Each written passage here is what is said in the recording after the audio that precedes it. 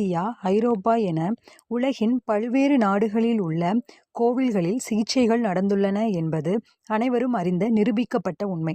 நான் ஜப்பானில் உள்ள பல கோவில்களுக்கு சென்றுள்ளேன். டைபூட்சு என்னும் இடத்தில் உலக பிரசித்தி பெற்ற கோவில் ஒன்றில் 42 அடி புத்தர் சிலை ஒன்று உள்ளது.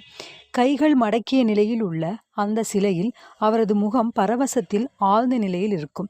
அவருக்கு கிரேட் புத்தர் என்று பெயர். இங்கு சிறியவர்கள், பெரியவர்கள் என்று அனைவரும் வந்து வழிபட்டு அவரது காலடியில் காசு, பழங்கள், அரிசி, ஆரஞ்சு என்று பலவித பொருட்களை காணிக்கையாக வழங்குவதை பார்த்தேன். மெழுகுவர்த்திகள், ஊதுபத்திகள் ஏற்றப்பட்டு விண்ணப்பங்களை மனிதர்கள் பிரார்த்தனையாக தருவதை பார்த்தேன்.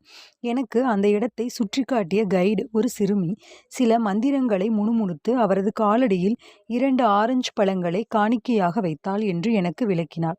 அவள் ஒரு மெழுகுவர்த்தியையும் ஏற்றினாள். அவள் தன் குரலை இழந்திருந்தாள்.